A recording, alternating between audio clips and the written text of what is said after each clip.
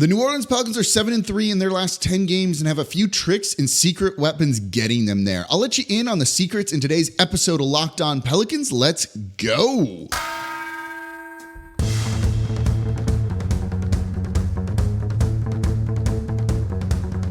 You are Locked On Pelicans, your daily New Orleans Pelicans podcast, part of the Locked On Podcast Network, your team every day.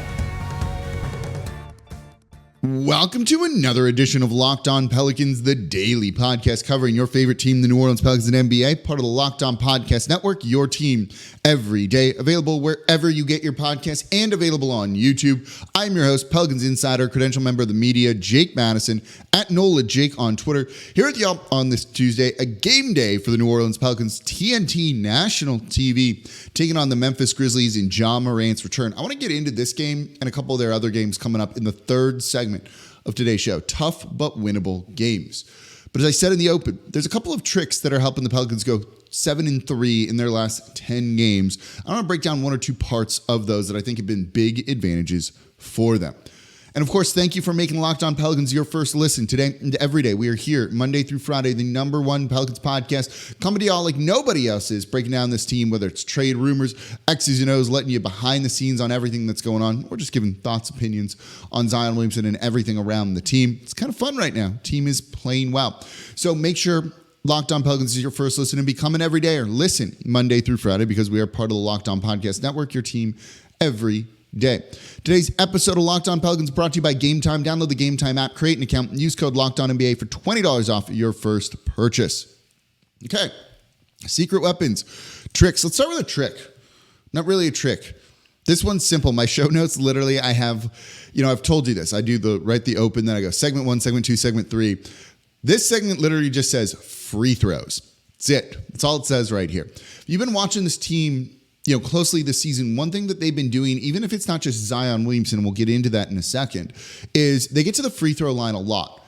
That wins you games. You hear me talk a lot about efficiency if you're an everydayer on the show. I think efficiency is important. I love guys like Carmelo Anthony, those type of players, but they were not efficient basketball players. And when you're trying to kind of maximize every advantage, efficiency is important. We talked about it with field goal percentage in yesterday's show in relation to Brandon Ingram and the long twos that he loves to take. Right? If those are the same shooting percentage, and they are for the most part, or worse than a three-pointer, it's better to take a three-pointer because that yields more points per shot attempt. So if you want to kind of go down the hierarchy of where do you get the best points per shot attempt, the most efficient, number one is free throws. Number two is the corner three. Number three is in the restricted area. And then 4 is actually above the break threes. Those are the top 4 in order. Free throws are number one. So if you can generate tons of free throws, you are giving yourself a huge advantage over opponents that aren't. Or if you can just generate more than your opponent, you're creating a huge advantage. You're creating a huge advantage in other ways too. If you're going to the free throw line, your guys are getting fouled, right? That means fouls are piling up for the opponent, which means maybe players need to sit. So now not only are you getting kind of the point per shot attempt advantage, but you're forcing the other team to be worse because in theory, those are their starters or their best players, and they can't be out there on the court because of foul trouble. On the season right now, the Pelicans are 5th in free throw rate. That is a very good spot to be in. Free throw rate is essentially the number of free throw attempts per field goal attempt. And the Pelicans are doing it on the season at 29.6%, almost 30. That's a very good number. That's 5th best in the league. They actually have the 5th most free throw attempts per game at 26.1. They do a very good job of getting to the foul line and generating free throws. The interesting thing is on the season, Zion's taking fewer free throw attempts than he was last year. Brandon Ingram's around the same, little bit less. CJ and Trey are kind of all the same. And a couple other guys are stepping up. But if you look at it over the last 10 games, the Pelicans are actually number one in free throw rate at 33.3%, 0.333, the mini number of the beast. So they are, sorry, I couldn't help myself. They are doing an even better job over this winning streak of getting to the line. Look, for a team that at times has struggled in the half court, you want to know a way to mitigate bad half court possessions? Get fouled, go to the free throw line, shoot free throws.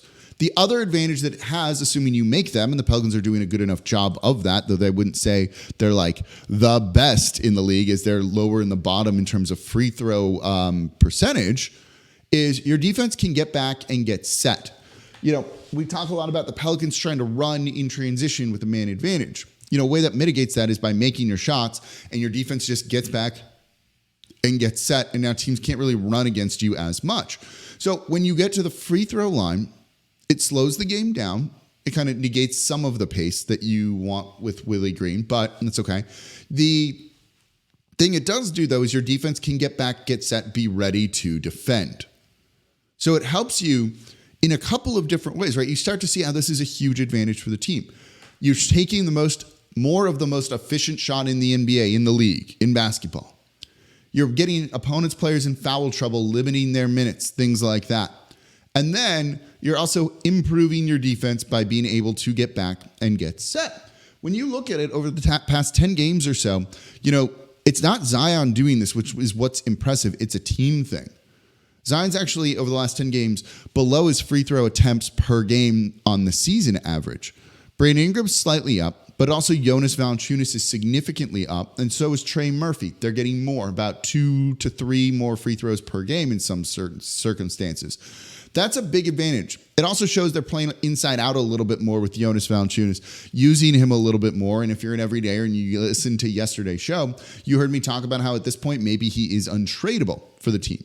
You know, Herb is doing a good job of driving, attacking, still getting to the line. Jose Alvarado is getting to the line as well. But CJ McCollum's a little bit down. So they're really relying on their main guys to go and get those free throws over this stretch. Let me pull the numbers up here again. Sorry, CJ's about the same. Herb is about the same. So they've done a very good job of just milking this, you know, to their advantage, kind of pressing the advantage there with everything. Even Jordan Hawkins was getting to the line, and that was something that you like to see. But guys like Najee, Jose Alvarado taking advantage of this. If the team gets into the bonus early, so they're going to the line on any foul shot, other guys being like, oh, we know this, we can get easy points, and taking advantage of it, it's a good job. It's a good job on coaching, too, of getting into these guys' heads what your advantage is and trying to press that and do all of that. That's been a big advantage of why the Pelicans are 7-3 over their last 10, and why as we look to these next couple of games, and I want to talk about that in the third segment, you're going to look at it and be like, oh, they could be in very good position here because all of these games are, you know, not all of them, but many of them are tough, but winnable. And we'll get into that in the third segment of today's show. So that's the trick that they're doing, if it's really a trick, right? It's just taking advantage of what you do well and what your skill set is. You know, a secret weapon is also something I mentioned. And I mentioned Trey Murphy in this segment. Let's talk more about Trey Murphy. I'll tell you what the notes I have for him in this one are because it's kind of funny. That's coming up here next in today's episode of Locked On Pelicans. Right now, though, I'm excited to tell you about eBay Motors. Our partners at eBay Motors have teamed up with Locked On Fantasy Basketball host Josh Lloyd to bring you some of the best fantasy picks each week all season long. So whether you're prepping for a daily draft or scouting the waiver wire, every week we're going to provide you players that are guaranteed to fit your roster. So let's see who Josh has picked out for us in this week's eBay's Guaranteed Fit of the Week. eBay's Guaranteed Fit Player Fantasy Picks of the Week. You have Tari Eason. Still coming off the bench, but it doesn't really matter as Ime Udoka has found minutes for him. He's a strong fantasy value per minute option who becomes useful to everyone as these minutes tick up. You also have James Wiseman. Isaiah Stewart is hurt, and Wiseman has produced the last 2 games. Confidence in him is low, but the numbers and opportunity appear to be there. So Josh Lloyd from Locked On Fantasy Basketball is going to help you win your fantasy championship. And eBay Motors knows a championship team is about each player being the perfect fit. Same with your vehicle. I work on all of my cars. I'm restoring a 1976 Corvette. I order parts for it constantly. I want those parts to fit. There's nothing worse than starting the project, taking things out. Now everything's a mess. You got to put a new part in. The hood won't close. The door won't close. The wheel won't go back on. It's a disaster. But I don't have to worry about that with eBay Motors. With over 122 million parts for your vehicle, you can make sure your ride stays running smoothly. You want to upgrade it with brake kits, LED headlights, a roof rack, bumpers, whatever you need, eBay Motors has it. And my favorite part with eBay's Guaranteed Fit, it's guaranteed to fit your ride the first time, every time, or your money back. And at these prices, you're burning rubber, not cash. So keep your vehicle on the road over at ebaymotors.com. eBay Guaranteed Fit, only available to U.S. customers. Eligible items only. Exclusions apply. And thank you for making Locked On Pelicans your first listen today and every day. We are here Monday through Friday, the Number One Pelicans podcast, breaking down everything you want to know about this Pelicans team. We are part of the Locked On Podcast Network, your team every day. Become an everyday. Listen Monday through Friday. Never miss an episode. We talk about a lot of things that build off one another. It's a great way to stay connected. Tell a friend about the show too. Fun Pelican season. They have a good chance to get to 20 wins. It'll be tight, but they have a good chance to get to 20 wins before the new year. That'd be a real big deal. So make sure people are tuned in, clued in to what's going on here over at Locked On Pelicans. So we went over the trick, the advantage that the Pelicans have. They're good at drawing fouls. They're good at pressing that, and they're going to hopefully start making them at a little bit higher rate. You know, another area that the Pelicans have an advantage in and has been huge for the team over these past 10 games. Look, straight up, it's a player. It's Trey Murphy. Trey Murphy III. My show notes for this one are Trey Murphy has been awesome. So now I get to talk about Trey Murphy for a little while. Look, you know he's been awesome. We all had super high expectations for him coming into the season. The injury he had at the beginning of the year was really disappointing, as we thought he was going to play a significantly bigger role for this team. And he has started to. And he's not even kind of unleashed to his full capacity just yet.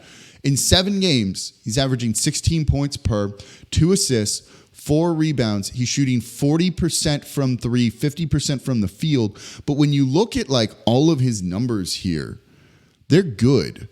They're really good. He's shooting 66.7% from the field, right? So he's making 2/3 of his shots from 2. And then he's making 40% of his shots from 3. The dude is straight up lighting it up.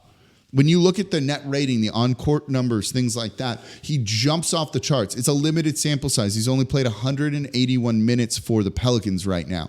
That is not a ton. But as that number ticks up, 181 minutes puts him 13th on the team. He's played fewer minutes than Cody Zeller, right?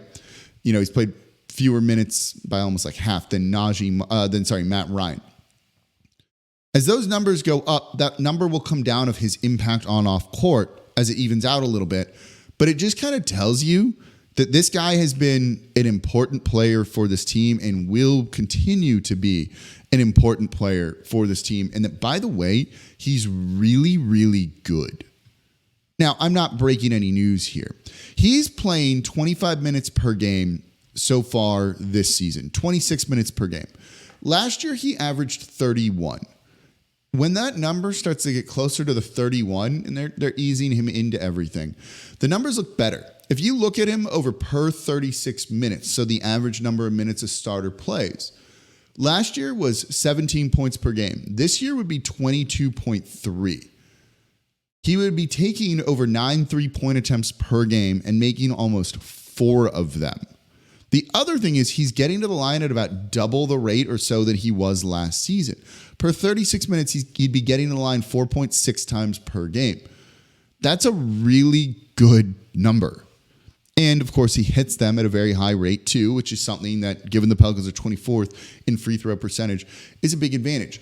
When you look at how he's just grown his game, even from the beginning of last year, it's been impressive to see, right? The way he attacks closeouts now in a way that he didn't do before last season.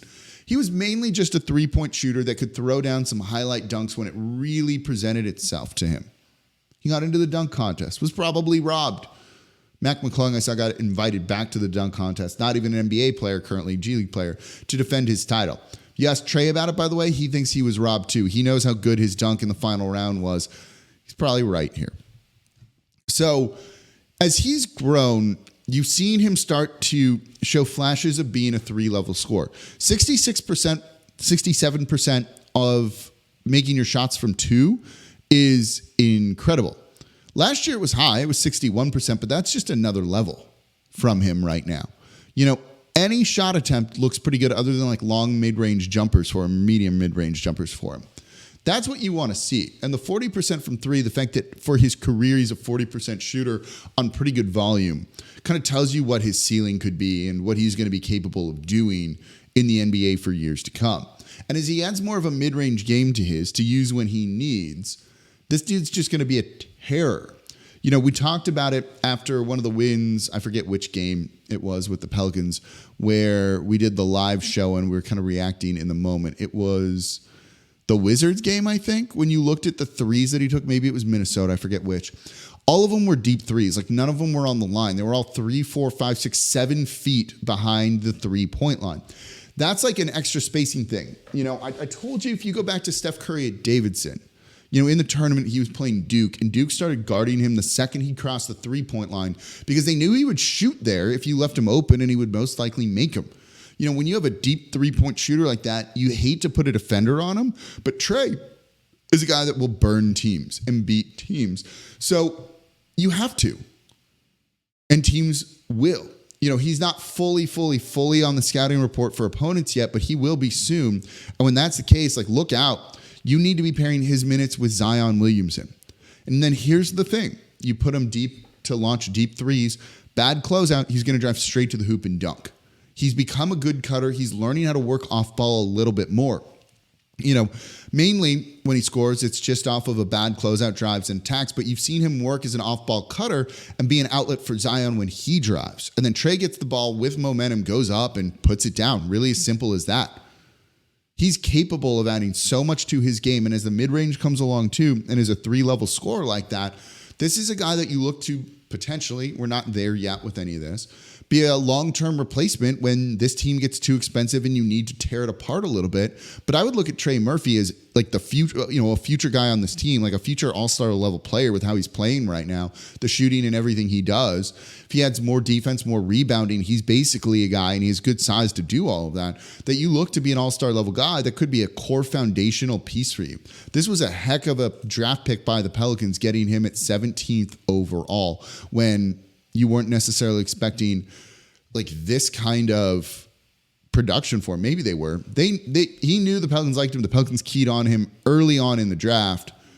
They liked him a lot here. He is producing for this team. He's not even 24 years old yet. 23. He's got a lot of room to grow. Dude's going to get the bag in a year, basically, when he's extension eligible. Pelicans should pay him whatever he wants. He's been that good. Yeah, he's been a key for them going, you know, not 7-3, but, you know, in the 7 games that he's played, he's been a large part of that for New Orleans, and just adds more offense, more shooting, more spacing. All of those things are totally great and exactly what this team needs. Him and Zion are going to be an amazing pairing. I look forward to more of a 2-man game. They've started to develop a little bit of it, but I think you're going to see more of that going forward. You know, Trey setting screens for Zion. What do you do there? That's going to be a lot of fun to see. I'm looking forward to all of that, especially also if he gets to the line and keeps shooting free throws. Press the advantage that the New Orleans Pelicans have here. So there you go. There's your secret weapon in Trey. The trick, the advantage that the Pelicans have with the free throw line. So look at a couple of these games coming up. You know, you have a tough game against the Memphis Grizzlies tonight. You're going on the road to Cleveland, who's been good, but there's big advantages for the Pelicans in both of these games, and I'm looking forward to that. That's coming up here, what we're going to talk about, coming up here next in today's episode of Locked On Pelicans. Right now, though, I'm excited to tell you about Gametime. Buying tickets can be a pain. You want to go to a Saints game for cheap because tickets have been cheap. Look, you go to certain places, you try and buy the tickets, and then you get to the checkout, and it's like double, triple the price, and you're like, what the heck happened? You don't know if the seats are going to be good because you can't see the view, never been there before. It's not a fun process. But Gametime is the only ticketing app that gives you complete peace of mind with your purchase, what I prefer to use. You get to see the view from your seat before you buy. I bought tickets to go to the Saints game to watch them beat the Giants on Gametime. Knew I was getting great seats at a great price because I could see them, and then you see the all-in price up front, so I'm not going to get hit with any hidden fees or anything like that. And with the Gametime guarantee, my favorite part, it means you're always going to get the best price. If you find tickets in the same section and row for less, Gametime will credit you 110% of the difference. So take the guesswork out of buying tickets with Gametime. Download the Gametime app, create an account, use code LOCKEDONNBA for $20 off your first purchase. Terms apply. Again, create an account, redeem code LOCKEDONNBA, LOCKEDONNBA for $20 off. Download Gametime today. Last minute tickets, lowest prices guaranteed. And thank you for making Locked On Pelicans your first listen today and every day. We are here Monday through Friday for y'all, breaking down this team like nobody else does. part of the Locked On Podcast Network, your team every day. Subscribe wherever you get your podcast. Tell a friend about the show. This team's good. Get them clued into what's going on with the team. You don't want to be in like weird, I don't know, asking weird questions. I get it from people too. And I'm like, listen to the show. I talk about it on there. Trust me, anything you're thinking, we're covering it here on the Locked On Pelicans podcast. Become an everydayer. Listen Monday through Friday, or if you listen one day a week, listen 2 days a week. Become an almost everydayer. That would work too. If you're an everydayer, though, let me know in the comments down below on YouTube. Now, for your second listen, go check out the Locked On Sports Today channel. It's the first ever 24/7 national streaming channel on YouTube, covering the top stories of the day with the local experts of Locked On, plus our national shows covering every league. Go to Locked On Sports Today on YouTube and subscribe to the first ever national sports 24/7 streaming channel. Okay, let's move on to the upcoming slate for the Pelicans. I was looking at these games, thinking about these games. Their upcoming schedule is not hard, but not easy, right? You've got the Memphis Grizzlies tonight, national TV. It's John Morant's return. Okay, they're going to be amped up for that game. They have 6 wins. They're playing right now. I don't know if they're winning or not. Let me take a look. The game might even be over at this point. No, they're getting killed by the Oklahoma City Thunder. That game is over. So they're going to have lost, I think, 6 straight, 5 straight going into this one too. But they get John Morant back. They're going to be amped up. They want to beat a division rival in the Pelicans too. Seems a little bit tough, right? But here's the thing. I think this is a very winnable game for New Orleans, even with the return of John Morant. I just said the Grizzlies are playing. The Pelicans aren't. They have a rest advantage on this game. The fact that the Grizzlies are on the second night of a back-to-back means they're going to have used a lot of their energy, hopefully. John Morant, we don't know what his full role is going to be just yet. Will he start? Will he come off the bench? I would start him. But is he going to play a full 30-plus minutes, or is he going to be on 20 minutes, 25 minutes, kind of limited? Seems like it might. The thing to keep in mind with that going into this game is he's been practicing with the team. He's been around the team all season long. He was not like suspended and had to stay away from the facility or anything like that. They've been working on probably integrating him back into everything for the past couple of weeks now, or at least 2 weeks. So you have to figure it would be a little bit more seamless than it would be otherwise.